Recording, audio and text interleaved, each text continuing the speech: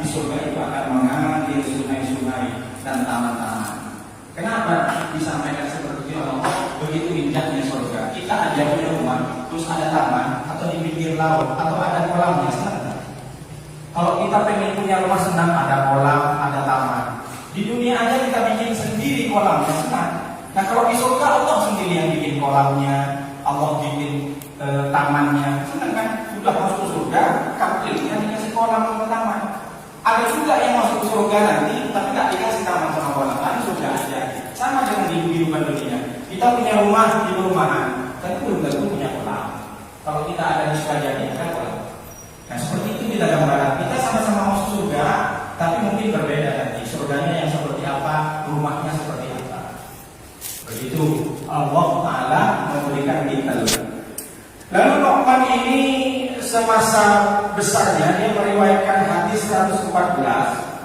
Nah, Waalaikumsalam. Di Yahudi itu ada suku namanya Aus, ada suku namanya Khazraj. Ketika datang Nabi, maka dihapus semuanya itu. Tidak ada suku lagi. Semuanya orang Islam. Tidak ada suku yang dari Mekah, tidak ada suku yang dari Madinah. Sama dengan kita.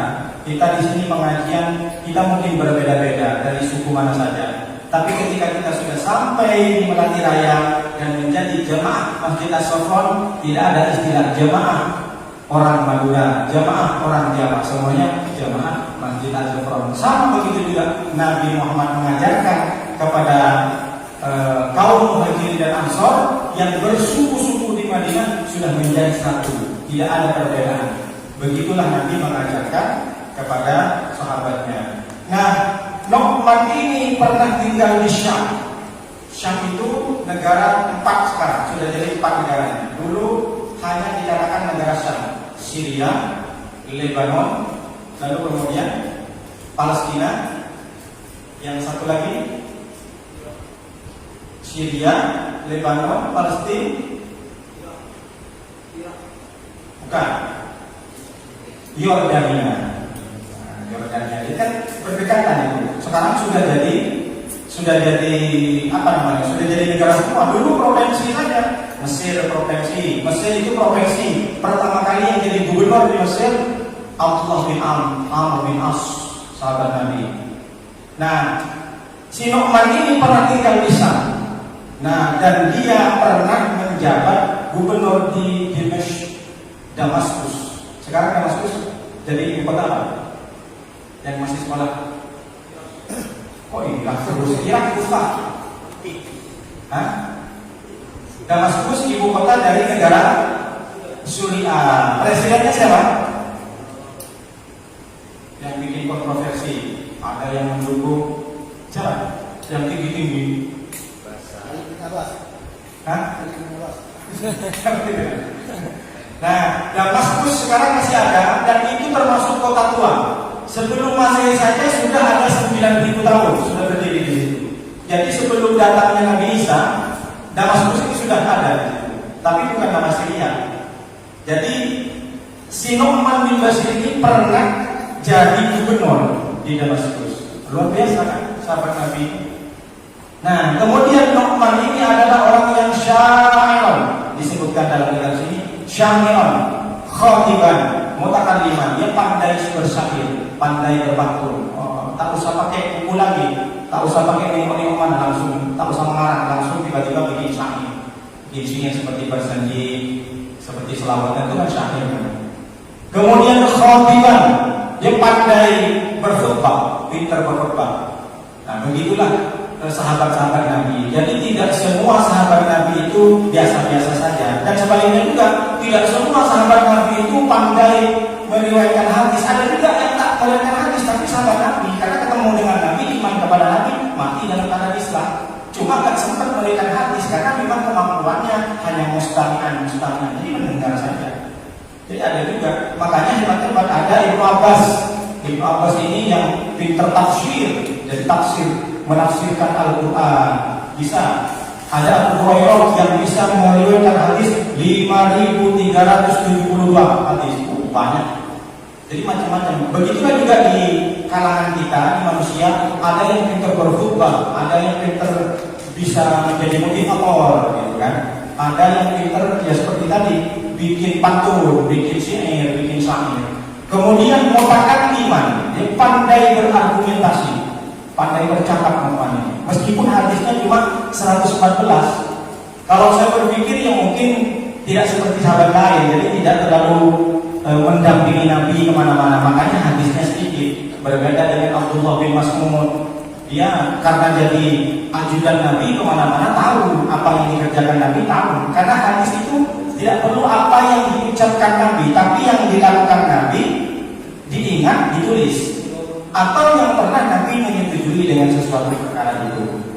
Kemudian, nah, kalau berbicara khotibah mutakalliman, saya jadi ingat ini persis sama dengan di sini disebutkan Wasil bin Atok, pemimpin Mu'tazilah, pemimpin pemahaman Islam yang agak sesat, yang mengatakan bahwa takdir manusia itu tergantung manusia. Jadi apa yang kita lakukan di sini, mau rezeki, mau harta, itu kata manusia semua.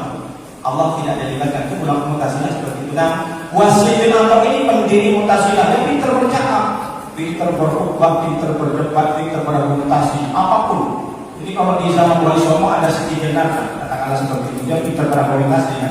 Kan Siti Jenar itu zaman Wali Songo disamperin oleh wali yang lain, Siti Jenar, ada nggak di dalam? Tak ada Siti Jenar, yang ada Allah.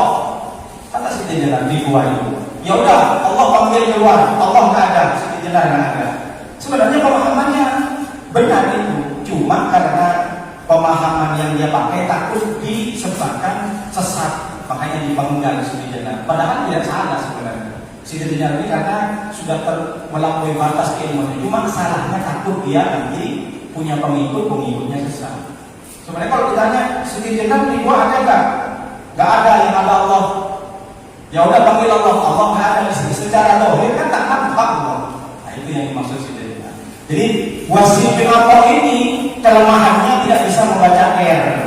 Jadi tak bisa baca R. Jadi ketika dia berkhutbah, Wasil bin Atok, dia bagaimana caranya mengucapkan sesuatu yang tak ada R-nya. Jadi contoh seperti pembukaan Alhamdulillah wa kafa wassalatu wassalamu ala al-mustafa wa ala ashabihi min ahlil huda. Kan tak ada R-nya tuh. Nah, kalau kita mungkin Alhamdulillahirabbil alamin kena tuh kan. Kalau Wasil bin Atok ini tak, dia pandai sampai mengucapkan berpidato sampai 3 jam 4 jam tak ada R-nya. Tapi bukan berarti R-nya dihilangkan, bukan berarti Allah mencuahkan Ahmadnya, bukan seperti itu. Itu bukan karena nggak bisa R, R-nya sengaja dibuang. Kemudian Nu'man bin Bashir ini meninggal pada tahun 64 Hijriah di Hifz. Dia meninggal. Nah, hadisnya bagaimana yang diceritakan? Kata Nu'man qala sami'tu Rasulullah sallallahu alaihi wasallam yaqul, saya mendengar langsung dari Rasulullah, berarti dekat Nu'man ini. Jadi hadis yang diriwayatkan oleh Nu'man ini hadisnya langsung dengar, berarti pernah duduk bareng dengan Rasulullah. Di sini mengatakan sami'tu, bukan sami'na. Jadi saya pribadi mendengar, berarti berduaan dengan Rasulullah. Luar biasa Nu'man ini. Jadi pernah berduaan. Kalau lafadznya di sini sami'na, kami mendengar, berarti Nu'man ini ketika Rasulullah menyampaikan hadis banyak kawannya, cuma yang sempat menceritakan si Nu'man. Jadi seperti ini contohnya, saya ngumpul sama Pak Edi, sama Pak Rizal, sama Adam, sama Rafi, tiba-tiba cerita sama Pak Hendrion, Pak Hendrion, saya dengar tadi Pak Rizal ngomong seperti ini. Nah Pak Edi, Pak Adam, Rafi tak cerita, saya aja cerita. Itu namanya sami'na. Saya mendengar, kami mendengar Rasulullah ngomong seperti ini. Nah di sini kalimatnya sami'tu, saya mendengar, saya sendiri mendengar langsung, berarti berduaan. Nah itu cara memahami hadis ya. Berarti ini sempat berduaan dengan Nabi dan Nabi menceritakan apa yang disampaikan. Apa hadisnya? Yaqul, Rasulullah berkata, innal halala bayyinun wa innal harama bayyinun wa bainahuma umurun mushtabihatun la ya'lamuhunna katsirun minan nas faman ittaqas syubahati faqad istabra'a li dinihi wa irdihi wa man waqa'a fi syubhati waqa'a fil haram. Jadi kalau kita resapi membaca hadis ini, kalau kita resapi ini hadis ini bahasa dan kalimatnya itu keluar dari lisan Nabi. Kalau bapak-bapak betul-betul mengaji dan betul-betul meresapi, ini seakan-akan bapak-bapak sudah mendengar dari mulut atau dari lisan.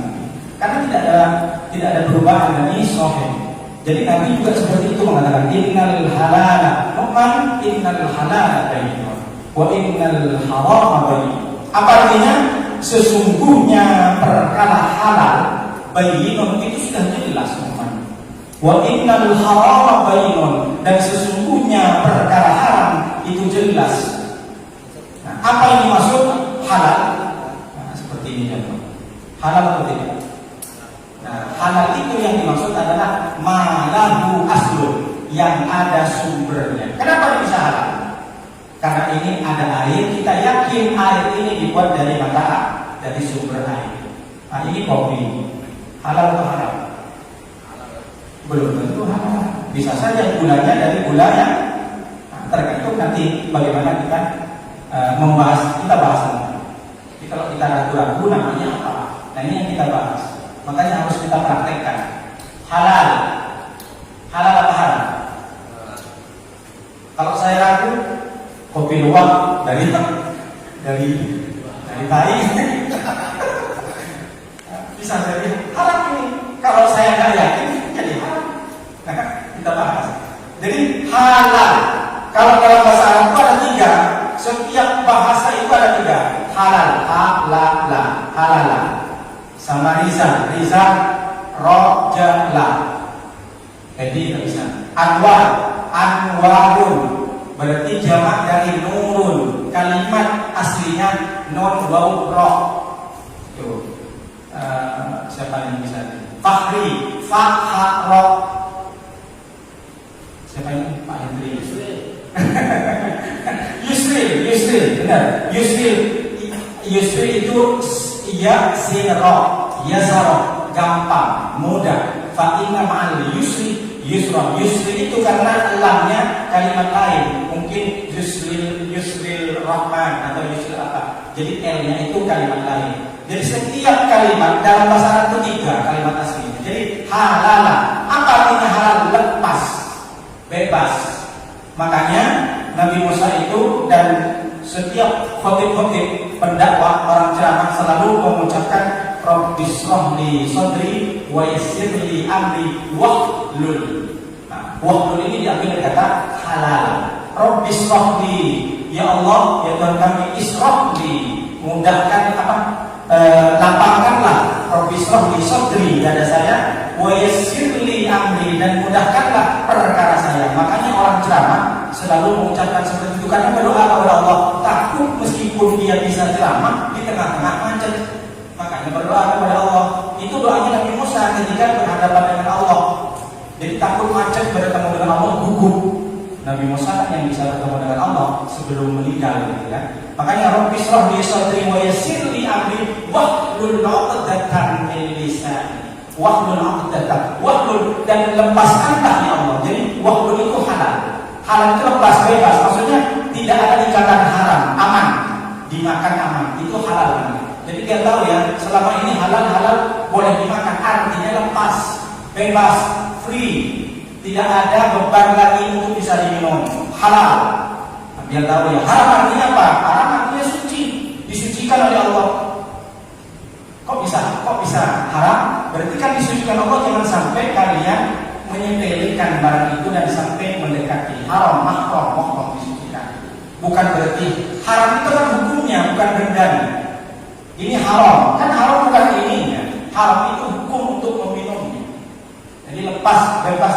Jadi ini suci, najis. Jadi temannya halal, suci, boleh. Temannya haram, yaitu adalah, makanya Masjidil Haram. Masa Masjidil Haram?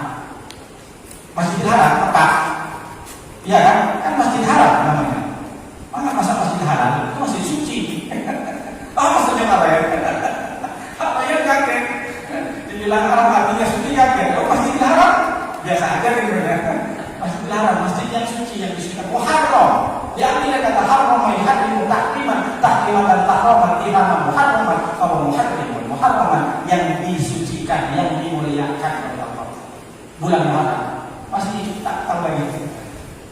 maksudnya pamannya lain halal, artinya bebas. Jadi waktu uqdatan min lisani, ya Allah lepaskanlah uqdatan tadi simpul min lisani dan lisan saya, kata Nabi Musa. Makanya orang dakwah itu mengucapkan seperti itu, kalau memang lidah saya nanti tak bisa ngomong, lepaskanlah uqdah. Uqdah itu ikatan, simpul, tali simpul. Nah itu maksudnya. Nah, apa yang dimaksud minal haram? Kita bisa tahu, umpamanya kambing halal. Jadi yang dimaksud dengan innal halal bayyinun, kata Nabi. Halal itu jelas. Kambing boleh dipotong, ayam boleh dimakan, dipotong, disembelih dengan sejarah Islam. Tiba-tiba kita ke hutan, tengok ada burung. Rupanya jalannya loncat-loncat. Kayak kata, halal apa haram? Itu maksudnya. Apa yang maksud dengan itu? Itu namanya wa bainahuma umurun mushtabihatun. Di antara halal dan haram ada perkara yang samar-samar, yang abu-abu. Halal putih, haram hitam, di tengah-tengah abu-abu. Itu namanya syubhat. Jadi contoh seperti ini. Tetangga saya dulu, ini ceritanya. Dia nggak mau minum kopi lagi. Kenapa? Karena dia pernah dengar cerita dari orang bahwa tukang buat kopi di Jawa itu kalau lagi jemur kopinya nggak pakai baju, katanya. Jadi keringat bercucuran sampai ke kopinya. Nah, ketika dia sudah kena panas, minum berdahak. Oh, sampai setengah hektar kopi dijemur, tak mungkin dia lari ke sana, dahak ada di situ gitu. Diceritakan orang. Sampai dari situ tetangga saya nggak mau minum kopi lagi sekarang. Kenapa? Haram. Orang membuat kopi aja pakai dahak. Tapi ini cerita saja, sangatnya nggak jelas juga. Nanti jangan gara-gara ini nanti bapak-bapak habis ini nggak mau kopi ya kan? Jadi atau seperti ini, ada minuman Coca-Cola, kemudian didatengin kasbab. Nah, yang kasbab halal apa haram? Hah? Haram. Kenapa haram? Tahu dari mana? Oh ya, oke, seperti udah yakin haram. Ada Coca-Cola, halal apa haram?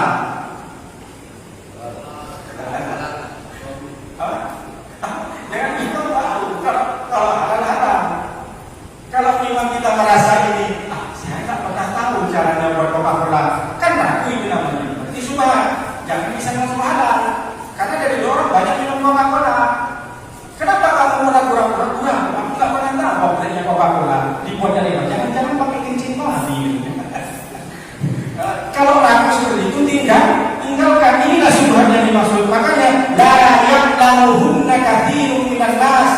Perkara yang samar-samar ini banyak orang yang tidak tahu seperti ini, yang tidak menyelesaikan. Seperti apa contoh? Saat saya PNS, oke, gaji per bulan dapat halal. Gaji 13 halal apa haram? Halal. Tapi Ustaz, saya pernah ikut seminar kemana?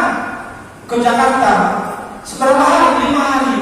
Tapi Ustaz sampai ke sana, seminarnya digantikan 2 hari. Terus gimana? Tanda tangannya 5 hari. Jadi gimana yang 3 hari? Seminarnya berapa 2? Terus berarti honornya SPPD-nya, surat perjalanan dinasnya berapa? Ya 5 hari. Ustaz, tanda tangannya 5 hari. 5 lengkap katanya. Terus apa yang kamu tanya? Yang 3 hari halal apa haram? Kamu tanya. Haram. Jangan bilang haram. Nanti karena Ustaz tapi banyak yang PNS Ustaz yang juga ikut. Oh, kalau gitu halal. Katanya halal apa haram? Gak bisa. Kalau sudah jelas seperti itu ya haram. Orang seminarnya 5, tapi dibikin jadi 2 dengan alasan begini begitu di tempat seminar udahlah bikin aja tanda tangan. Nah, itu yang dimaksud innal halal bayyinun. Kalau memang subhan. Nah, contoh lagi yang subhan ini berarti haram ini ya, bukan subhan. Tapi bisa nebak sendiri. Secara akan Ustaz, saya bekerja di pesawat. Jadi kenapa? Saya menyeleksi makanan di kargo. Terus saya pernah, dan itu terjadi banyak orang ketinggalan. Ada yang bawa pisang, ada yang bawa gula, ada yang bawa ini. Terus gimana? Gimana Ustaz? Saya mau bawa ke rumah. Itu halal apa haram? Kalau saya kargokan udah gak sempat lagi, ini pasti basi. Pagi Terus kemudian orangnya itu kan kalau cuma ketinggalan pisang kan nggak mungkin orang itu nelfon. Sementara dia dari Surabaya cuma tahu ya bawa terasi, terasinya segini aja. Kan nggak mungkin gara-gara terasi orang dari Batam, Pak, di mana terasi saya? Nggak mungkin juga. Nah di situ ditanya halal apa haram? Hah? Kalau bisa halal apa haram?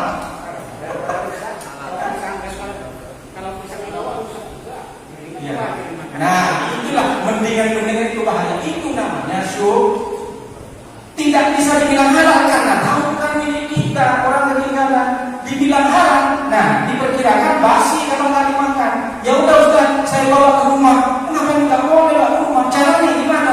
Kasih ke rumah fakir miskin. Kembalikan ke makanan dari rumah. Cuma, loh Ustaz, keluarga saya di rumah juga. Kan kamu mampu.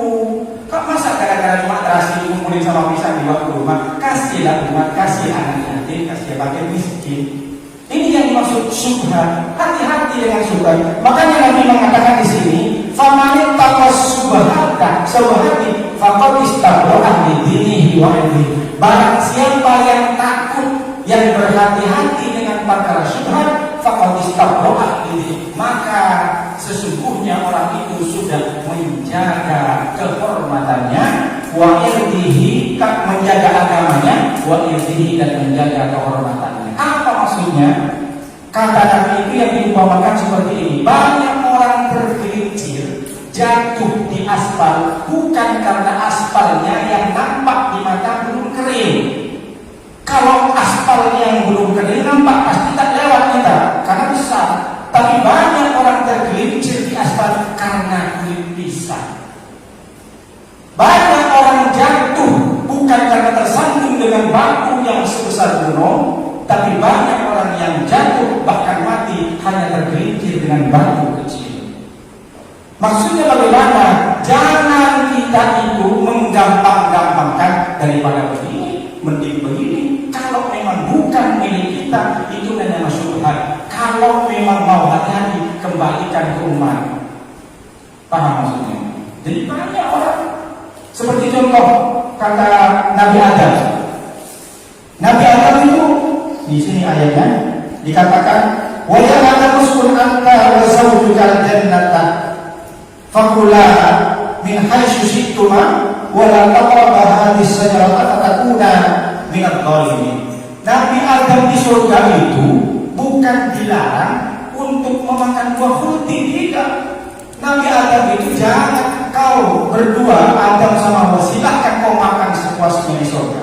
Apa saja yang ada di surga kau makan semuanya, tapi hati-hati, wala taqrabasy syajarata. Jangan kau dekati pohon itu. Enggak ada Allah Taala itu jangan makan buah khuldi. Sebenarnya yang diharamkan itu adalah makan khuldinya, tapi Allah lebih mengedepankan jangan sampai kau dekat-dekat dengan pohon itu. Kenapa? Kalau kau selalu dekat dengan pohon itu, pasti kau makan nanti bagus. Perintah Allah, larangan Allah di surga bukan untuk makan khuldinya, tapi Allah mengedepankan perintahnya lebih hati-hati. Wala taqrabasy syajarata. Jangan kau dekat berdua ya sama pohon itu. Nanti kau makan juga khuldi, dibuang semua. Akhirnya apa? Main dari saking senangnya sama senjata. Main keliling-keliling pohon berteduh, datanglah setan. Kalau cerita dongeng itu ular yang datang, setan yang datang. Adam, kamu kan sudah di bawah pohon nih, tinggal petik aja makan enak kok. Sama dengan kita, jangan terlalu mendekati perkara haram meskipun itu tidak haram. Itu namanya syubhat. Sama dengan pertanyaan saya, Ustaz, saya punya tunangan. Ya, saya sudah ditentukan tanggal pernikahannya. Kapan? Sebulan lagi. Boleh nggak saya WA? Ya boleh-boleh aja, tapi kalau bisa jangan. Kok jangan, kan sudah jelas tahun depan ya coba aja. Akhirnya karena dia menyepelekan video call malam-malam sama tunanganku, jalan-jalan diperbolehkan. Akhirnya sebelum pernikahan jempol juga.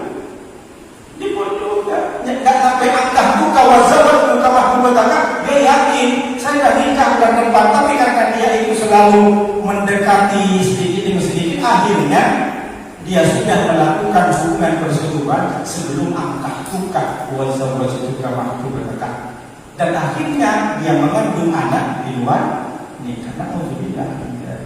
Nah itu perkara, makanya kata Imam Hasan Al-Basri, adrakna aqwaman yadrukuna sab'ina baban minal halal wa khasyatal wuqu'i babin minal haram. Saya pernah bertemu pada satu kaum, satu penduduk di desa. Dia itu meninggalkan 70 pintu halal. Kenapa dia meninggalkan perkara halal sampai 70 opsi, sampai 70 jenis? Karena dia khasyatan wuqu'i, karena dia takut terjerumus ke dalam perkara yang haram. Kalau seperti ini enggak haram, aman saya. Padahal memang enggak haram, tapi syubhat karena enggak jelas. Makanya saya bilang halal putih, haram hitam, syubhatnya abu-abu. Makanya kata Imam Hanafi, al-halalu ma dallat dalilu ala hillihi. Imam Hanafi berbeda pandangan. Yang dimaksud dengan halal yaitu sesuatu yang menunjukkan kepada dalil ala hillihi, terhadap halalnya. Kalau menurut Imam Hanafi, yang dimaksud dengan halal apabila ada dalilnya. Jadi kalau ketemu dengan barang ini halal, ada nggak dalilnya? Kata Imam Hanafi, kalau ada dalilnya berarti halal. Tapi kalau selama barang ini tidak ada dalil halalnya, maka haram. Agak berat. Nemu benda, ini nemu hewan, dicarilah hewan. Apakah ayam kalkun itu halal? Ternyata di kitab-kitab mana tidak disebutkan ayam kalkun persis dalilnya. Maka halal bagi Hanafi. Agak berat kita ikut sini. Tapi bagi orang yang gampang-gampangan ikut madhab, Pak, ikut madhab Hanafi. Padahal ikut separuh-separuh. Yang akan mendingan kalau pas lagi susah ikut sapi, timbul pulang dia. Kalau mau sapi aja berat ini. Jadi kita ketemu dengan hewan umpamanya, ini nampak kijang apa nampak kambing, bagilah di hutan, dicari dalilnya. Oh ini hewan tak ada namanya, boleh haram kalau Imam Hanafi. Tapi bagaimana Imam Syafi'i? Al-haramu ma dallat dalila ala tahrimihi. Ini kalau bisa nahwu dan sorok bisa. Ini bisa kasroh, ini bisa fathah, ini maf'ul bih, objek namanya. Ini predikat, ini isim isim umum, sesuatu. Bisa tidak. Adalah haram itu sesuatu yang menunjukkan ad-dalilah kepada dalil ala tahrimi terhadap keharamannya. Jadi berbeda kalau Imam Syafi'i. Selama kalau menemu barang, kalau Syafi'i kita ketemu dengan hewan di hutan, selama tidak ada dalil yang mengharamkan, maka hewan itu halal. Selama tidak berbentuk gugur. Tapi tengok dulu, kan hewan itu banyak syaratnya. Kalau bertaring, hewan buas hidup darat itu fikih namanya, sudah masuk fikih. Tapi intinya Imam Syafi'i sudah menyampaikan ketika barang itu haram apabila ada dalil yang mengharamkan. Jadi kalau ketemu dengan barang yang tidak ada dalil mengharamkan, maka halal. Paham kan? Belum paham? Masuk. Nah, kalau Imam Hanafi begini, halal ada dalil. Lebih simpel. Yang dimaksud halal ada dalilnya. Jadi kalau ada barang tidak ditunjukkan dalilnya halal, maka haram. Masuk? Oke. Kalau Imam Syafi'i haram apabila ada dalil. Jadi perkara atau sesuatu haram menurut Imam Syafi'i kalau ada dalil. Jadi kalau ketemu dengan barang tak ada dalil halal itu. Nah itu Syafi'i. Syafi'i kan fleksibel. Syafi'i ini meskipun bukan ulama salaf, tapi dia terkoneksi dengan ulama salaf. Kenapa? Gurunya kan ulama salaf. Imam Hasan Basri ngikutin caranya Imam Salaf. Salaf itu 3 generasi, bukan salafi. Paham ya? Bukan salafi, salaf. Ulama salaf, ulama khalaf. Ulama salaf itu 300 tahun, 100 tahun zaman Nabi, 200 tahun, 200 Hijriah, 100 Hijriah, tahun 100 Hijriah itu masa Nabi dengan sahabat. Kemudian tahun kedua itu namanya tahun 200 Hijriah. Sekarang kan 1400 sudah lama. Nah, yang tahun kedua namanya tabi'in. Tabi'in tabi'in. Kalau ini tabi'in, Syafi'i. Nah, di generasi ketiga tahun 300 Hijriah itu namanya tabi'ut tabi'in. Orang yang bertemu dengan orang yang bertemu sahabat. Nah, jadi ini sahabat seperti inilah. Anas bin Malik. Nah, ini sahabat. Imam Hanafi karena pernah bertemu dengan Anas, maka dinamakan tabi'in. Imam Syafi'i karena bertemu dengan Imam Hasan al-Basri, maka dinamakan tabi'in. Ini 3 generasi. Kalau Imam Syafi'i masuk 3 generasi masih. Nah, Imam Syafi'i ini setelah 300 tahun 300 lebih itu sudah masuk generasi khalaf. Tapi Imam Syafi'i meskipun dia masuk ke khalaf, dia masih tersambung dengan ulama-ulama salaf seperti Hasan Basri. Hasan Basri ini muridnya langsung Anas bin Malik. Guru Anas bin Malik sahabat yang sudah jelas derajatnya ketemu dengan Nabi. Gurunya Hasan Basri pencetus Ahlus Sunnah wal Jamaah. Ada imam-imam yang tidak masuk ke salaf, tapi dia dinamakan salaf karena ikut, seperti Imam Ghazali. Imam Ghazali ini meninggal kalau tidak salah 767, 505 kalau tidak salah. Imam Asy'ari, kemudian juga Imam Ghazali, Imam Nawawi pengarang kitab ini. Beliau ini adalah langsung merujuk ke Syafi'i salaf. Jadi makanya Imam Ghazali, Imam Asy'ari, kemudian Imam Nawawi, dia meskipun ulama khalaf karena dia ikut zamannya atau kaidahnya syariatnya ikut Syafi'i, maka dinamakan ulama salaf. Baik, kita kembali lagi ke hadisnya. Wa man waqa fi syubhati, barang siapa yang terjerumus ke perkara syubhat, waqa fil harami, maka dia akan terjerumus ke perkara haram. Jadi syubhat itu abu-abu. Barang siapa yang sering melakukan syubhat, biasanya dia terjerumus ke dalam perkara haram. Sama dengan tadi perumpamaannya. Jadi banyak orang itu tergelincir bukan karena batu besar, tapi tergelincir dengan batu kecil. Banyak orang itu jatuh bukan karena aspalnya belum kering. Kalau aspal belum kering kan nampak, tak mungkin kita bilang, oh itu haram, hewan ini haram, tak mungkin aku sembelih. Tapi banyak orang makan sesuatu yang subhannya tidak jelas asalnya. Contoh ini seperti Nek Aziz. Di Malaysia itu ada menteri besar namanya Kelantan, sudah meninggal. Beliau itu adalah gubernur ya. Kalau menteri besar itu gubernur. Nek Aziz ini adalah selain gubernur, dia itu pendakwah. Karena dari saking karismanya, setiap subuh, kajian subuh, banyak orang mengantarkan minum untuk dibacakan Fatihah dan Bismillah. Kalau Jumat dia khutbah, dari saking banyak orang hadir di masjid yang dari pasar sampai ke pasar tutup semua. Ini Aziz orang Kelantan, gubernur Kelantan. Beliau itu hati-hati dengan sesuatu yang terjadi sebuah. Contohnya, ketika diundang pengajian, dia mau sendiri nasi dari rumah.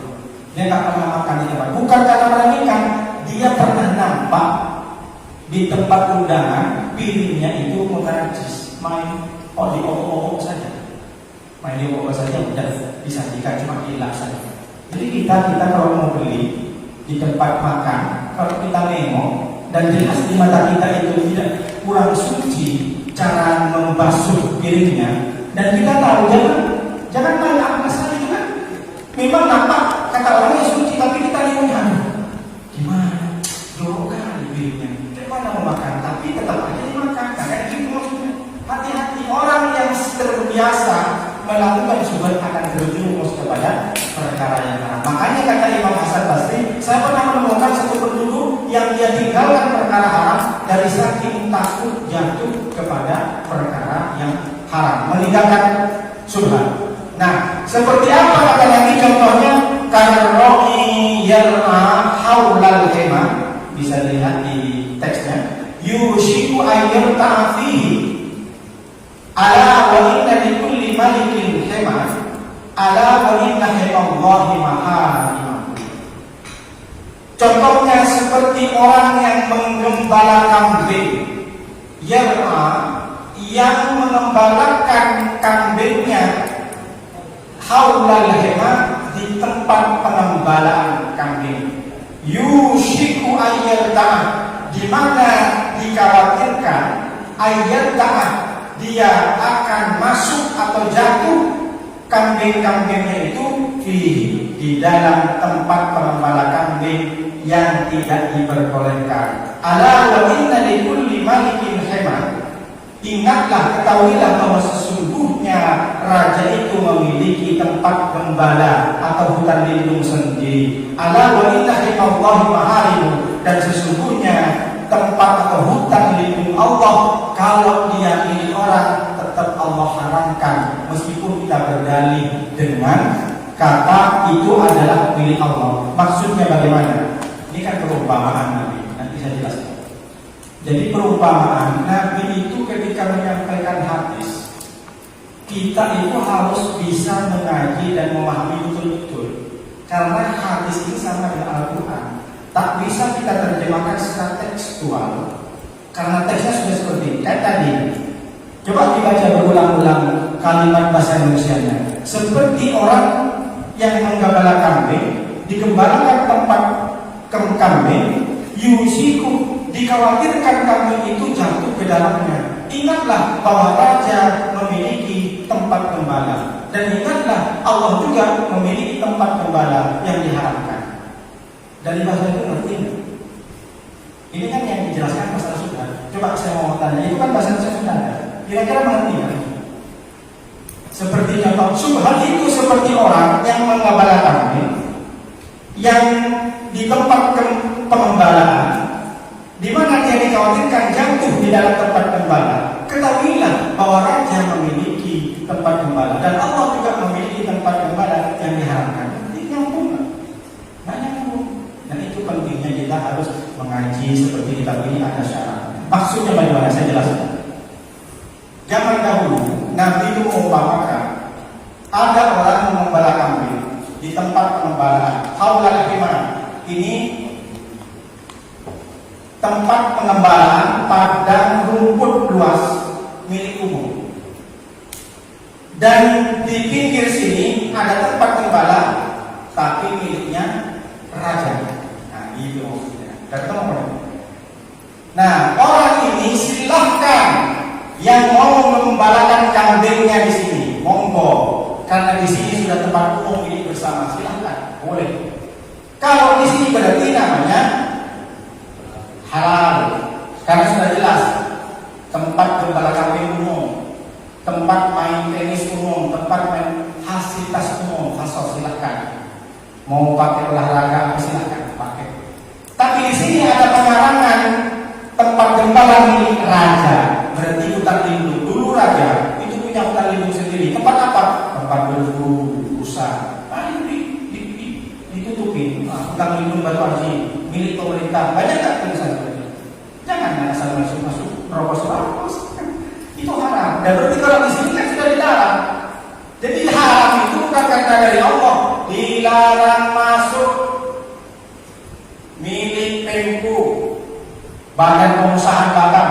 Kalau masuk atau mengambil rumputnya, mengambil apa saja, haram apa halal? Haram. Itu yang dimaksud Allah mengharamkan juga. Meskipun kita berani, ini kan milik Allah. Tengok dulu ada pelanggan, ada pagar kan. Jadi haram itu bukan berarti yang ada di Al-Quran. Kalau itu milik orang, kita tahu ini milik bukti dan milik pemerintah lapornya. Tapi pemerintah kan korupsi, haram. Tapi di tengah-tengah antara halal dan haram ada jalan setapak, ada rumput juga. Nah, ini yang maksud. Yusiku ayyarta'afi. Hati-hati kata Rasulullah.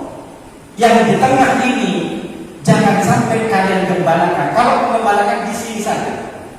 Di sini boleh, tapi subhan. Subhan kenapa? Bukan milik siapa-siapa. Kenapa tak boleh masuk ke sini karena subhan? Apakah subhan itu halal atau haram? Ulama beda pendapat. Subhan itu ada yang mengatakan haram, ada yang mengatakan halal. Kalau asalnya subhan itu halal, tidak ada perkara haram. Tapi barang siapa yang selalu mendengar mendekati syubhat khasyatal ayyal ta'fi wuqul haram. Barang siapa yang mendekati syubhat maka dia akan mendekati haram. Maksudnya bagaimana kata Nabi? Kalau engkau mengembalakan kambingnya di sini, kambing kau sampai 100 kambing, pengembalakan di sini, dikhawatirkan kambing itu nanti masuk ke sini, maka budaya selesai haram semua. Kenapa? Karena saking banyaknya kalian punya kambing, kalian nggak bisa jaga. Pertamanya di sini kambingnya makan rumput, nengok ke sini ada hijau lagi, nengok ke sini ada hijau, masuklah ke sini kambingnya, masuk dimakan semua. Ketemu orang yang diberkir, mati. Begitulah pemahaman syubhat. Ini halal, oke, putih. Ini haram, milik raja, milik kita. Ini abu-abu. Kalau bisa, jangan sampai ke sini. Undangan di tempat orang dibagikan telur dua. Setiap satu orang 2. Ada lebih telur di situ. Tuan rumah tak bilang suruh makan, mana ada masuk. Halal apa? Saya tak ngomong. Nah ini hadisnya. Ada makanan biasanya kan terjadi. Tapi seandainya ditanya sama orang yang punya, kira-kira dikasih pengganti nasi. Berarti kalau masih kita yakin dikasih, berarti ada syubhat. Hati-hati dengan syubhat. Kita dikasih gaji, kita dikasih seminar umpamanya ke Jakarta, suruh beli tiket Garuda, fasilitas yang mewah, dikasih uang surat perjalanan dinas SPBD, udah tanda tangannya oleh gubernur bahwa setiap kepala sekolah akan melakukan pelatihan ke Bandung dengan booking Garuda. Ditulis di situ kan, kalau Garuda lebih mahal, tiketnya 2 juta. Ditangkap di tendernya yang dapat kepala dinas sama kepala dinas. Oh, ini Pak Gubernur bilang suruh naik Garuda, udahlah kita suruh naik Citylink aja. Nah, terus kemana lebihnya? Masuk kantong, halal kan? Bukan sunnah. Berarti al-halal bayyinun, halal itu jelas, al-haram bayyinun jelas, di tengah-tengah. Wa bainahuma umurun mustabih, di antara halal dan haram ada perkara syubhat. Hati-hatilah. Faman waqa'a syubhat tawasyubhatan, siapa orang yang takut dengan syubhat maka dia menjaga kehormatannya, maka dia menjaga agamanya. Kenapa? Faman waqa'a fi syubhat waqa'a fil haram.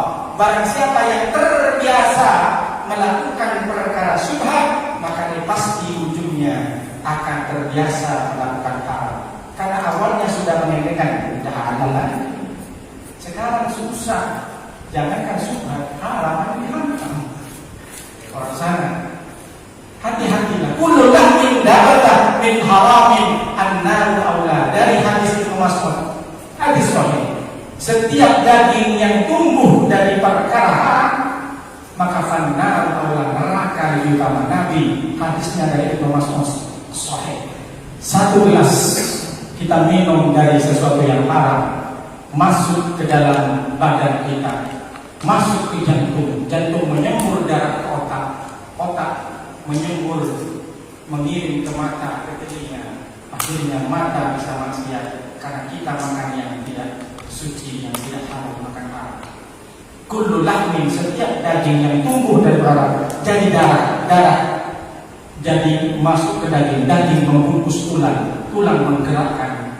Maka ketika orang terbiasa makan haram, tangannya ini juga terbiasa melakukan yang haram. Hati-hatilah kita memberikan rezeki ke anak kita, ke istri kita dengan sesuatu yang haram. Alhamdulillah. Kenapa? Itu salah satu contoh doa tertolak karena kita banyak mengkonsumsi sesuatu yang haram, apalagi yang syubhat. Hati-hati. Makanya syubhat saja kata Nabi, siapa yang takut dengan syubhat berarti dia menjaga agamanya dan menjaga kehormatannya. Hati-hati, banyak kita lebih baik. Tidak perlu harus nengok hadisnya, tidak perlu nengok dalilnya. Lihat ini halal apa haram. Makanya saya coba tes berapa kali contoh halal dan haram. Haram tahu. Ketika ada perkara syubhat seperti tadi, dia dapat dari kargo, nah itu syubhat namanya. Karena kita tahu ini bukan milik kita. Kok main embat-embat aja? Nah, kalau kita kasih ke orang fakir miskin, kita kasih ke anak-anak kita, bukan anak yatim, selesai. Kalau kita ambil sendiri, apalagi kita ambil banyak, dimanapun kita berada, jangan berlebih kita mengambil. Bisa jadi itu adalah sesuatu syubhat. Makanya istilah ulama, ada yang menghalalkan, tapi syubhat itu akan sudah mendekati ke perkara. Oleh karena itu dilanjutkan hadisnya oleh Nabi, ala wa inna fil jasadi mudghatan. Jadi ini perumpamaannya. Jadi Nabi merumpamakan, karena semua hadis dan Al-Quran itu namanya perumpamaan. Makanya sama, biar gak ngawang-ngawang kita. Sama dengan berapa kali saya sampaikan bahwa seperti sedekah. Sedekah itu pahalanya banyak. Contohnya apa? Masal ladzi yunfiquna fi amwalihim yunfiquna amwalihim fi sabilillah kamathali habbatin ambatat sab'a sanabila mi'ata. Jadi orang yang sedekahkan 1000 akan tumbuh nanti biji itu 1 biji, dan di biji itu akan tumbuh 7 tangkai. Kan seperti itu. Jadi itu perumpamaan. Kita 1000 akan tumbuh di 1000 itu 100 biji, di mana 100 biji itu punya tangkai. Jadi berlipat ganda. Itu adalah perumpamaan. Sama dengan ini Nabi memperumpamakan seperti ini. Jadi ketika orang mengembala kambing di tempat yang umum, berarti itu jelas halal. Tapi ketika dia mengembalakan kambingnya di tempat hutan lindung raja, itu haram. Nah sekarang raja atau presiden punya hutan lindung, jarang sudah punya hutan lindung. Kenapa? Sudah dibikin sawit semuanya, bikin sawit, bikin proyek untuk memperkaya. Kalau dulu raja semuanya punya hutan lindung, nah sama dengan di sini aja ya. Wah ini kan bikin pemerintah kan bikin kita pilih rakyat kan. Ya bikin hukum sendiri. Kalau memang itu dilarang masuk, nggak usah masuk terobos. Nanti main hantam aja. Ambil apanya itu, padahal pemerintah nggak halal kan? Halal dari mana? Kan ada orang seperti itu. Halal ini kan milik rakyat. Rakyat dari mana? Jangan menggampangkan. Kalau halal, halal. Kalau haram, halal. Sesungguhnya ketahuilah wa inna fil jasadi mudghatan. Sesungguhnya di dalam jasad itu ada mudghah. Mudghah ini madghah, diambil dari kata madghah. Madghah artinya segenggam, segempal, sekepal. Berarti ada daging sekepal di sini. Sesungguhnya ketahuilah kata Rasulullah, dalam badan kalian itu ada segenggam seperti ini. Apa itu? Idza solhat jasadul, kalau segenggam itu bagus, maka seluruh badan kalian akan bagus. Wa idza fasadat, kalau segenggam di dalam badan kalian itu rusak, fasadal jasadul kullu, maka akan rusak semuanya. Ala wahyal qalbu, ketahuilah itu yang dimaksud dengan hati. Nah, perhatikan ya. Qalbun. Orang banyak menerjemahkan hati, padahal bukan hati. Heart. Yang dimaksud Rasulullah itu adalah jantung, bukan hati. Kalau hati jantung. Makanya bahasa Inggrisnya jantung itu heart. My heart, jantung saya.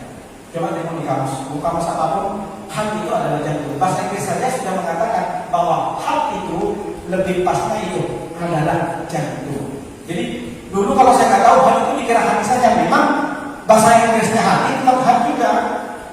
Bahasa Arabnya hati qalbu. Tapi ketika saya mencari bahasa Inggrisnya jantung, heart yang keluar. Bahasa Arab juga gitu, dicari bahasa Arabnya jantung, yang keluar qalbu. Tapi perhatikan, di dalam bahasa Arab ada qalbun, ada fuad. Maka kata fuad ma ra'a, hati mereka tidak pernah berdusta. Kalau qalbun itu lebih cenderung lawama. Lawama, tengok kiri kanan, masih pelin-pelan. Itu qalbun. Makanya Allahumma ya muqallibal qulub, tsabbit qulubana, tsabbit qalbi ala dinika. Ya Allah, ya muqallibal qulub,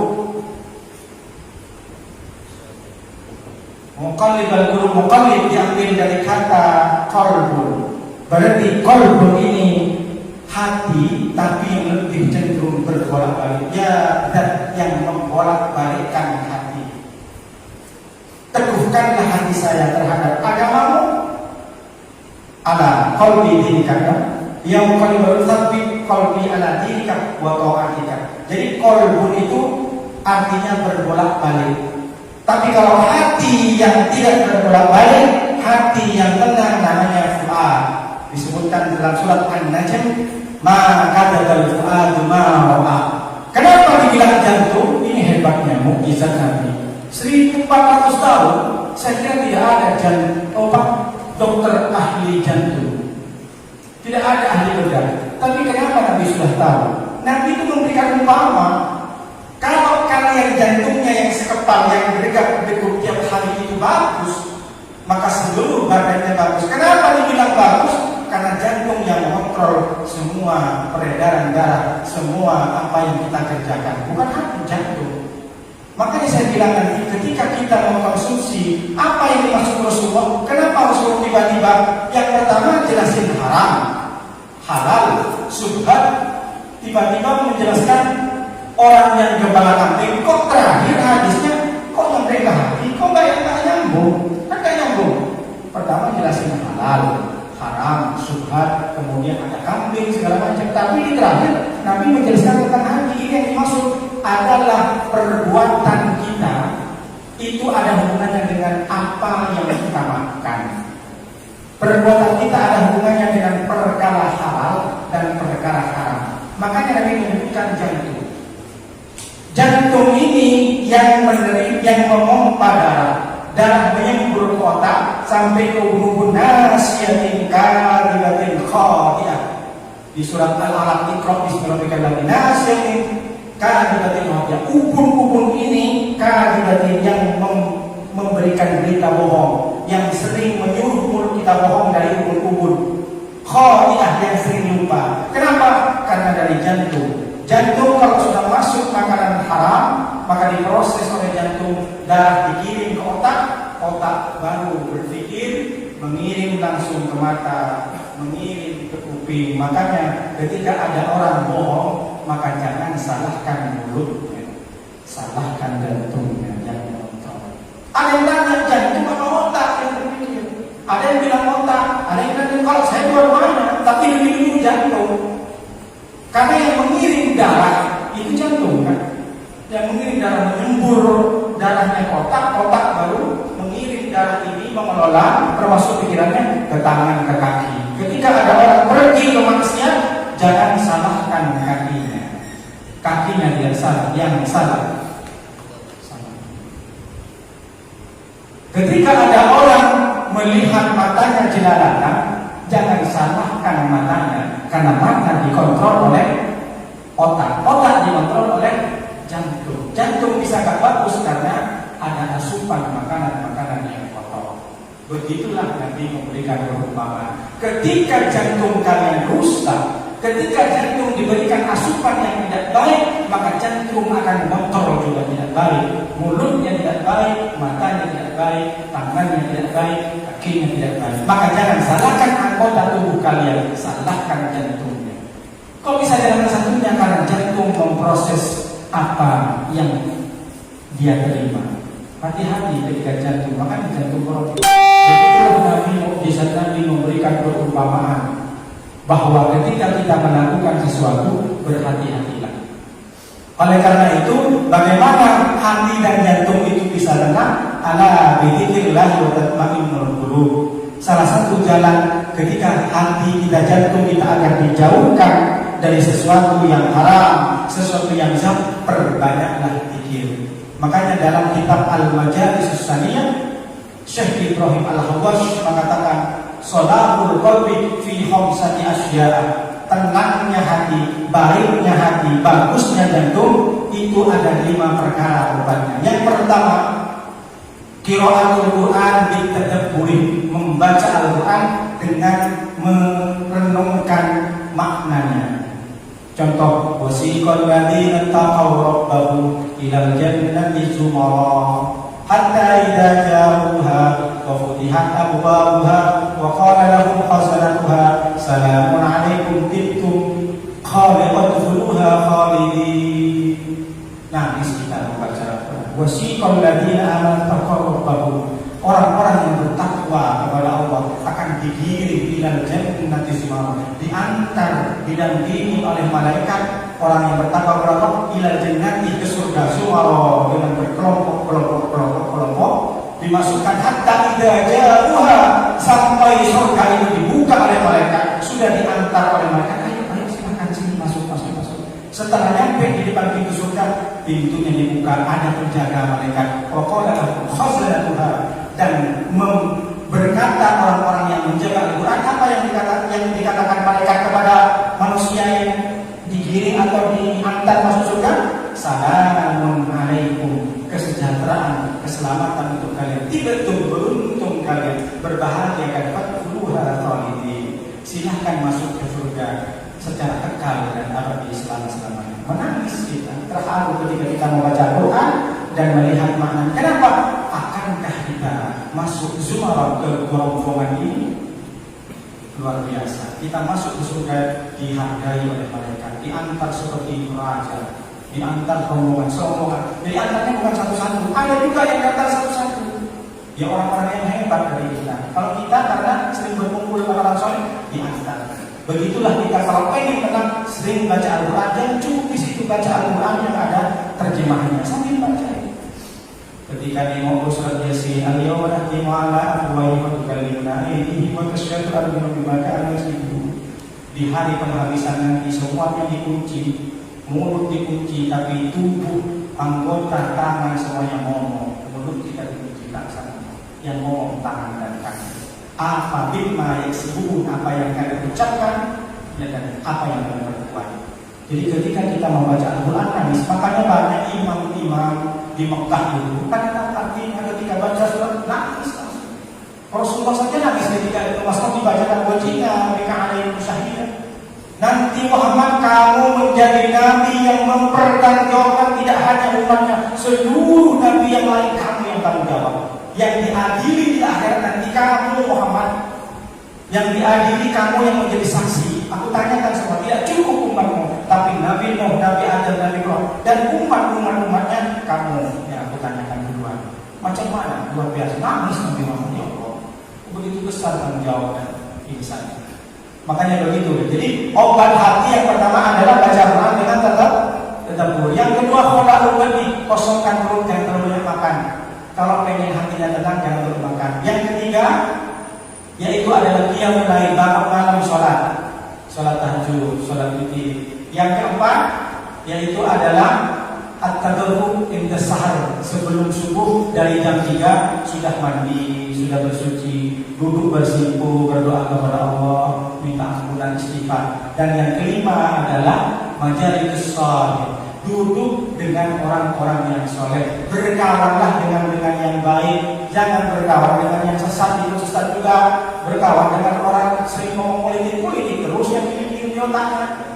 Berkawan dengan orang yang main sekat terus campur terus yang diomongin. Berkawan dengan orang yang suka main tenis terus yang dijamin tiap hari. Nah, ingat sama Allah.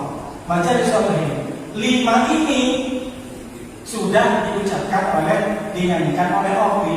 Tombo ati iku nono iku limo lan parkane. Loh, berarti kita itu tahu bukan Opi itu belajar ke si Ibrahim ini. Ada 5 kan? Obat tenang hati apa?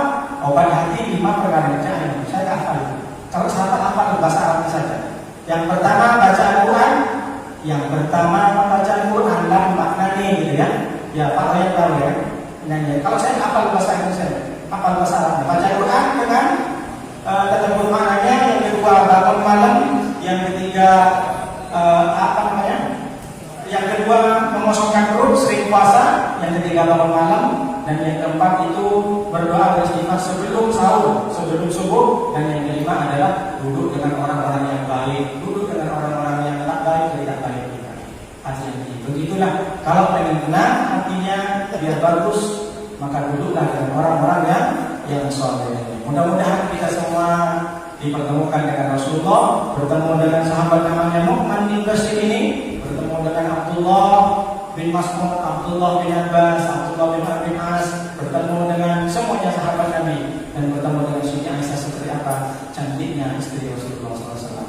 Demikian hadis yang direkam pada malam hari ini. Yang salah dari saya, yang benar dari Allah Subhanahu wa taala. Mari kita baca bersama doa kafaratul majlis. Subhanallahumma wa bihamdika asyhadu an la ilaha illa anta astaghfiruka wa atubu ilaik. Assalamualaikum warahmatullahi wabarakatuh. Wassalamualaikum warahmatullahi wabarakatuh.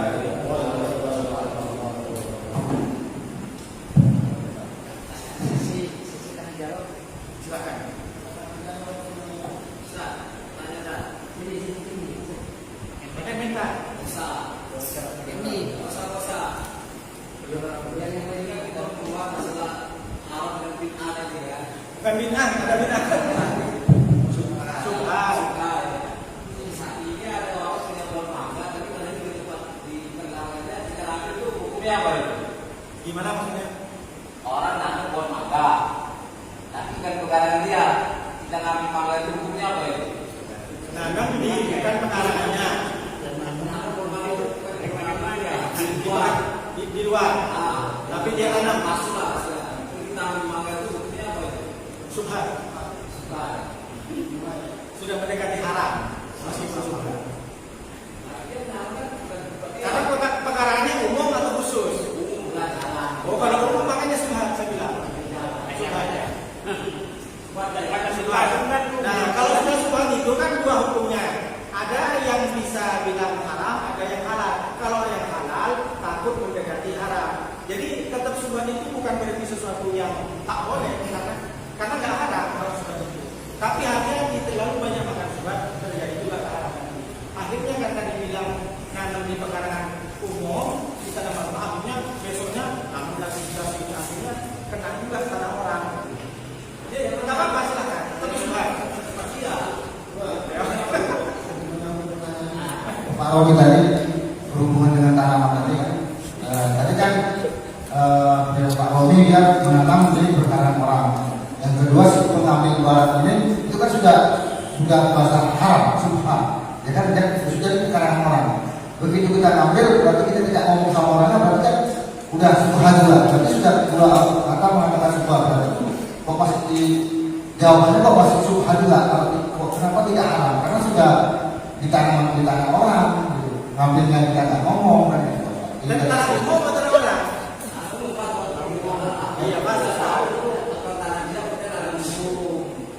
Perkara dosa itu tidak dihitung berkali-kalinya sudah makan, tidak seperti itu caranya. Kalau pahala iya dilipat gandakan, makanya itu perbedaan kita melakukan dosa dengan melakukan kebaikan. Kalau melakukan dosa niat aja tak dijaga. Tapi kalau kebaikan niat saja sudah dikasih pahala. Jadi kalau untuk urusan dilipat gandaan dosa itu bukan berarti ini 2 kali dosanya, tak bisa seperti itu. Makanya itu dosa kecil. Kan makanya dosa itu tidak ada istilah kamu mendapat dosa 10 kali tak ada. Tapi kalau pahala kamu mendapat 10 kebaikan. Tidak ada Nabi memberikan ancaman paling cuma itu dosa besar, itu dosa kecil. Kamu kalau makan 2 kali ini maka dosa kamu 100 kali tidak ada. Tapi kalau pahala hanya baca selawat dapat 10 kebaikan. Nah, tak baca selawat dapat 10 dosa. Nah, itu maksudnya. Maksudnya saya tuh ya bukan nanam itu salah ya. Kan itu jadi Ya subhan, tak boleh karena kan bukan miliknya sendiri. tapi nanam itu salah juga. Salah juga. Salah kan? Subhan. Salahnya itu subhan bukan haram ya. Subhan. Intinya ini Pak Ustaz tadi dari hasil apa tadi, berarti itu sudah mendekati haram.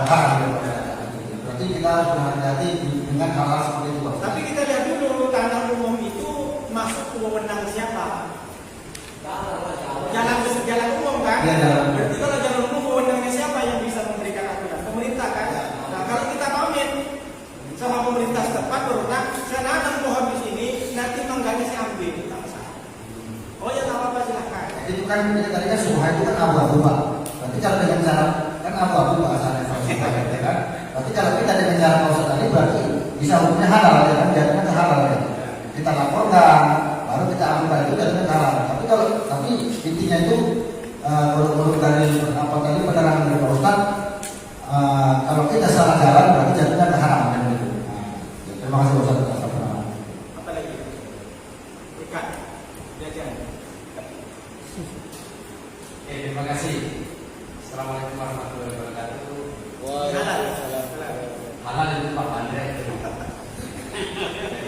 Ya. Terima kasih Pak Ustaz. Saya mau bertanya sedikit Pak Ustaz.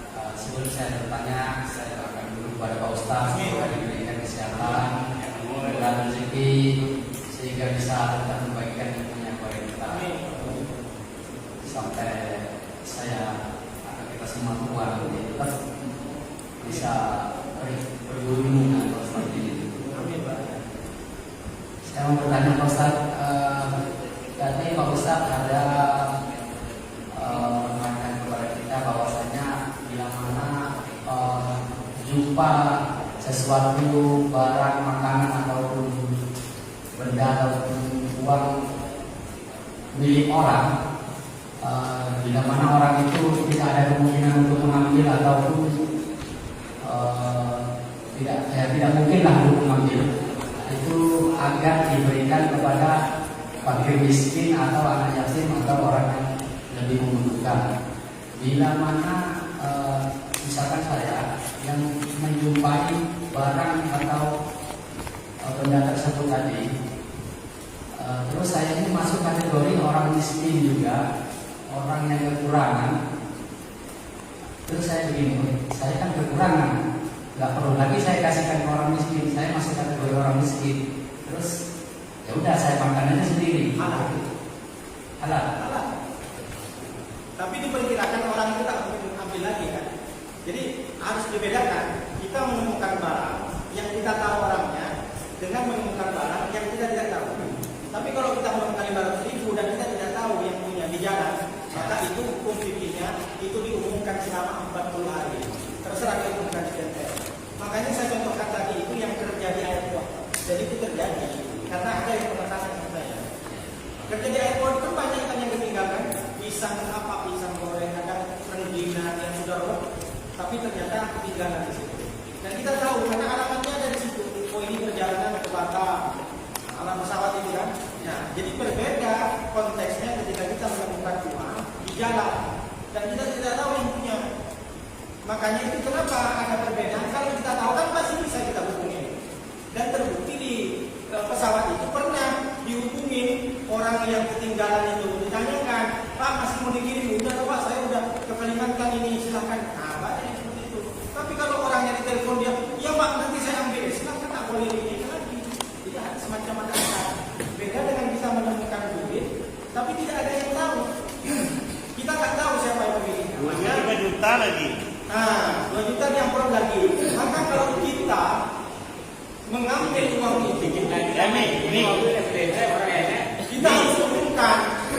Jadi umumkan selama 40 hari di tempat umum. Silakan terserah menurut kira-kira yang syar'i. Artinya jangan tempat umum di belakang boleh kan bukan umum kan ketahuan orang. Yang bisa nampak orang di jalan itu. Saya menemukan duit di amplop besarnya titik-titik, uang pecahnya titik-titik. Yang saya tahu. Kalau ada yang ngaku ya uang saya berapa? 1 juta salah. Uangnya 2 juta. Uangnya pecah 50.000 padahal 100.000 salah. Sampai 40 hari. Kalau 40 hari udah nggak ada yang ngaku, silakan. Karena begini Pak Ustaz, misalkan ya seperti ini. Saya pulang bekerja naik sepeda motor. Dalam perjalanan tadi saya berpikir gajian masih lama ini, masih 2 minggu lagi. Sedangkan uang kita nggak ada uang lagi untuk beli beras selama 2 minggu lagi aja. Ini terjadi ke Pak Royan beneran? Saya rasa itu banyak terjadi ke kawan-kawan lain. Mewakili kita semuanya ini adalah perjalanan tadi dari mana ini mencari uang untuk bisa saya bertahan 2 minggu lagi. Sedangkan gajian kita tinggal 2 minggu lagi. Bukan dari kredit Pak Ustaz, untuk makan aja nggak ada. Tiba-tiba di jalan tadi jumpa uang 1 juta sekepok. Daripada kita berpikir dari tadi cari pinjaman kemana, jadi jumpa uang 1 juta tadi. Kalau nunggu 40 hari, sama aja kita tetap bingung cari pinjaman juga. Jadi, udahlah Pak, kita dipakai aja lah dulu. Nggak bisa. Tetap nggak bisa. Walaupun dipakai aja uang itu tetap ditempel selama 40 hari. Kalau Tapi nggak mati kan? Tapi 5 hari ditempel datang orangnya, duit udah biasa. Kan gini, intinya kalau nggak mati, kalau dia itu nggak bisa ngambil uang itu dia akan makan mati, diperkirakan mati kata dokter, kamu kalau nggak makan nasi selama 1 hari mati kamu. Iya, begini Pak Ustaz. Kalau cuma karena kekurangan nggak boleh. Kalau ditempel kan yang 40 hari. Kalau ditempel kan nunggu 40 hari ya.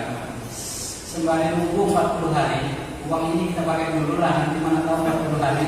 Kalau belum ada, kalau diambil ya udah saya kembalikan. Makanya subhan. Subhan memang, subhan. Nanti Subhan ini. begitu gajian Pak, Makanya sudah subhan. Kalau niatnya mau kembalikan, akhirnya karena dia terbiasa dengan sultan, ingat kalau saya kembalikan kan bukan ada. Nah, haram gitu. itu masuk setan kan, udah pakai duitnya, habis gajian datang pula yang itu. Sama dengan Nabi Adam, aku kan cuma main-main di pohonnya. Lama-lama makan juga boleh dilempar sama Allah. Keluar sama Allah ada. Kalau nggak gitu kita di surga semua. Begitu, makanya itu subhan. Ayo, udahlah pilih main subhan. Jadi sih pada dia kalau keuangannya bisa dapat di sawah. Nah, maksudnya biasa dapat ya. Nah, jadi kan kita nggak tahu yang punya siapa itu. Kita ke dalam sampah kan, pasti muat pas bongkar orang kita dapat duit kan, kalau 20.000, 50.000. Itu gimana kita terima? Subhan. Kalau kita balikan kemana kita balikan? Kita balikan Subhan. Subhan. Soalnya berapa dulu kan? Pas bongkarnya kan sering ketemu orang itu. Bapak kira-kira mampu nggak kalau ngomongin? Mampu tidak? Mana? Mengumumkan mampu nggak meskipun lewat bahasa atau satu kali ada usaha untuk ngomongin mampu atau tidak? Tak mampunya gimana maksudnya? Saya menemukan uang pecahan di sampah, terserah gedungnya sendiri, mampu nggak ada usaha? Kira-kira bisa nggak detik sebenarnya? Oh ya udah kalau bisa ngomongkan aja. Kalau nggak bisa berarti rezeki ya. Iya, harus dipakai dulu sudah kemarin. Soalnya kita kan nggak tahu kemarin kan, cuma dari sini nggak tahu kalau berapa ini yang nggak ada kan. Itu sampai saat di situ kan. Subhan. Ya, itu kan perumahan ini mengaku semua ya. Itu kan nggak putih, nggak hitam apa bu? Jelas. Kan gitu. Kenapa tuh beda dapat? Tapi Kalau 50.000 katanya kan tinggi katanya kan. Makanya jangan mengembengkan kan. Cuma 50.000 nggak bakal dicari lagi sama orang. Kan enteng kan? Soalnya kesampah juga. Maka yang takut subhan, barang siapa yang takut ke subhan, barang siapa yang takut ke subhan tidak menggunakan dia menjaga agama dan kehormatan. Kan kita nggak terhina. Kan Allah tahu. Hati kita kan tahu. Ini kan bukan milik saya. Kok seenaknya saya memakai? Allah kan tahu. Meskipun tak ada orang yang tahu kan. Ya bagaimana kita menjaga kehormatan di hadapan Allah? Bagaimana kita menjaga agama kita di hadapan Allah? Kan begitu. Nah, itulah subhan. tapi nanti kan Pak Pari bisa begitu dapat, saya nggak mau kalian makan aja, ABK-nya dapat, orang Oh, nggak dikasihkan mampu, anak yatim. orang nggak mampu kan. Makanya saya bilang tadi agar tidak terjerumus ke subhan, nanti kita kasihkan ke orang fakir yang lebih membutuhkan. Kalau cuma 50.000, jangan gara-gara 50.000 sampai setahun dikalikan sering dapat disampah 50.000 dikalikan sampai 2 juta juga setahun. Mending kasih aja ke masjid, kasih aja karena di hati ini nak makan. ABK itu harus dikali. Ya bagus, bagus. ABK kan. Makanya Pak, untuk lebih hati-hati jangan makan sendiri. Ini saya menemukan duit tadi 50.000. Kasih orang mungkin ABK-nya lebih tidak mampu dari kita. Makanya kalau kita mampu pun mensiarkan, mengumumkan, silahkan umumkan. Kalau kita tidak mampu, ya tak mampu, males kan? Atau ente kan makanya. Nanti ini aja Pak Pari, Perumahan kita dulu perumahan orang itu ada perumahan kita kan. Nah, kita dulu cara apa kita rumah orang itu. Makanya ketika kita menemukan barang suatu yang berharga, disitulah dipuji oleh Allah. Kamu akan mengambil atau tidak? Makanya saya bilang ini Aziz saja, ini Aziz itu gubernur Kelantan. Dia itu kemana-mana bawa sendiri nasi. Padahal seandainya dia makan kan halal, cuma dia takut piringnya itu najis, piringnya itu cucinya nggak benar. Jadi dia takut badan ini aku tak masukkan, jangankan yang haram kata gubernur. Yang sebenarnya aku tak masukkan ke mulut bahaya nanti. Itulah menjaga kehormatan. Makanya menjaga subhat, menjaga kehormatan dirinya, menjaga agamanya. Jangankan dia haram, subhat aja tak mau dimasukkan. Makanya saya dibilangin kan sama guru saya itu, untuk mencari orang yang tidak suka subhat itu macam kita cari dinosaurus pada zaman ini. Tak bakal ketemu, kita susah. Zaman sudah edan, zaman sudah gila. Banyak orang jangankan subhat, haram aja dihantam. Nah itu. Jadi apa maksudnya? Ketika kita menjaga subhat, ada sesuatu yang menemukan sesuatu yang bukan milik kita dan kita tidak mau, berarti kita akan tidak terjerumus ke perkara haram. Kalau orang sudah terbiasa dengan subhat, ini haram, berarti dia pasti pernah melakukan haram. Kembali kepada diri sendiri, lihat hati kita. Makanya Rasulullah mengumpamakan jantung. Hati-hati, jantung ini jangan dikasih asupan haram, apalagi yang subhat. Jangan masuk yang subhat apalagi yang haram. Takut itu terjadi karena kita terbiasa dengan subhat, akhirnya haram pun juga masuk asli kita. Asli kita. Sama dengan orang tunangan, aku kan sudah mau nikah sebulan lagi. Teleponan, video call. Ini kan sudah tunangan saya. Akhirnya 2 hari sebelum nikah, karena udah jelas mau nikah, ya udah kita jalan-jalan ke hotel kita. Masuk tunangan. Udah haram kejadian kan? Susah. Kalau subhat. Dia lebih mendekati. Iya. Sama dengan Nabi Adam, kan saya bilang, Nabi Adam ini memang sudah tahu tak boleh mendekati di situ karena ada buah yang tak boleh dimakan. Tiba-tiba Nabi Adam enteng dia, tetap aja main-main di bawah pohon, pacaran apa? Pacaran sama siapa? Halo coba gitu kan? Nah, ada pohon jadi petik dimakan. Coba dia Waktu itu apa? Waktu itu apa? Walaupun dia buah di surga, Buah. Iya, pohon budi, pohon apel, pohon rambutan. Masa pohon mangga dibilang pohon saja? Kan disesuaikan dengan buahnya. Kalau buahnya mangga ya pohon mangga. Kalau buahnya jengkol, pohon jengkol. Karena nanti dua versi saya yang bilang waktu itu bukan buah gitu. Ada juga orang-orang seperti itu. Waktu itu bukan buah. Kan dia makan. Saya rasa waktu itu apa? Dan dia ada kan makan. Masa makan pohonnya? Makan buahnya. Dan yang saya pernah dengan sama, saya tanya waktu itu apa itu buah? Bukan. Ini ayatnya tadi. Wala taqrabus syajarata. Jangan dekati pohon huldi. Makanya bilang ada mengatakan Ustaz ini buah. Saya pernah juga itu bukan buah waktu itu. Jadi yang dimakan Nabi Adam apa? Itu sejenis sesuatu waktu itu baru buah. Apa? Nah, Sejenis apa? barang buah. Tanaman. Barang perempuan. Makanya tadi aku bilang. Itulah. Saya kata juga. Jangan didekati. Dongeng. Ayat ya ada muslimun anta zawjajukan dengan tafakula ayat rumah wala taqrabus syajarata. Jangan dekati pohon multi. Hati-hati. Ya hati-hati karena kamu takut makan buahnya. Sudah jelas apa yang bukan buah. Ada. Kalau kata kamu itu buku itu diistilahkan istilah dia bukan buah bukan bentuk bukan buah. Makanya bahasanya di situ kan dibilang makan buah. Iya, dalam Al-Quran itu tidak disebutkan buah putih. Iya, di Al-Quran tidak disebutkan buah putih pohonnya. Jangan mendekati, akhirnya dia makan dari pohon itu. Yang dimakan berarti pohonnya bukan tangkainya, buahnya. Tidak disebutkan. Di tafsir, makanya ada tafsir.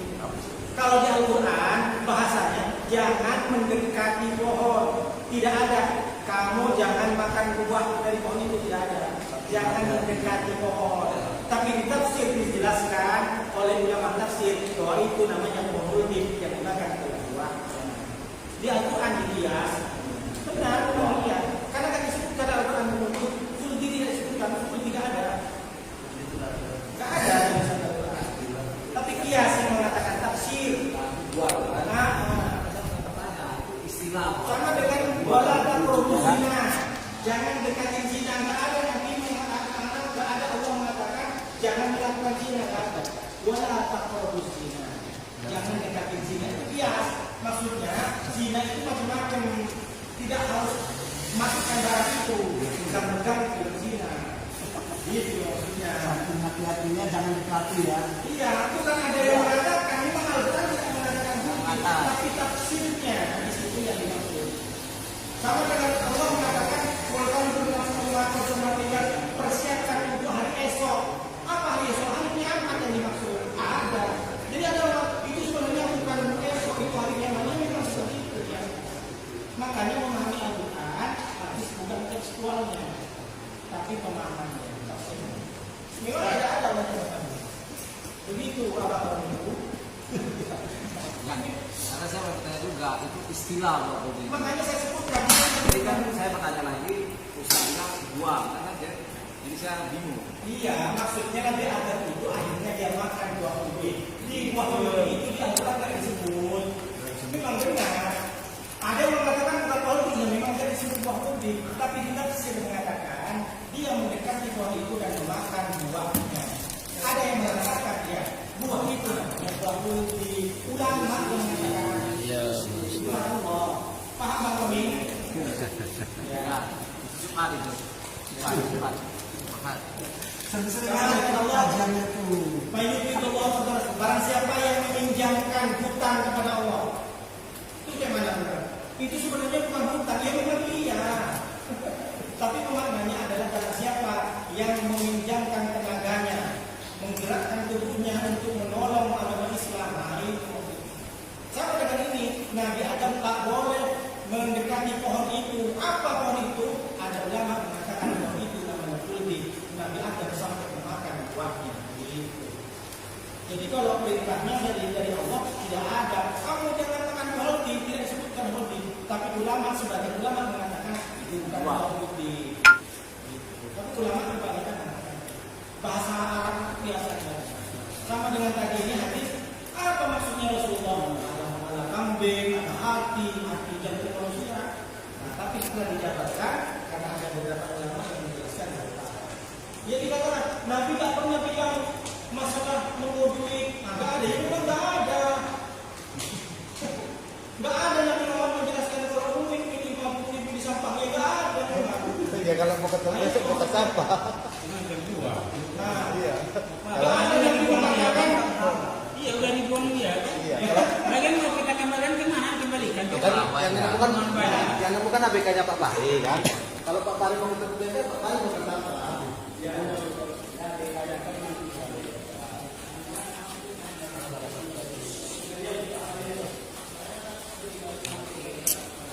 Bapakku di rumah pula.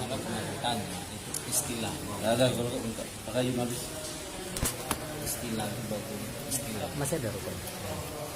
Habis. Bukan buah itu istilah. Itu bahan. Ini sih itu kan ada usaha satu. Masuk aja. Aku pulang aja lah. Berapa di rumah? Ya, bisa.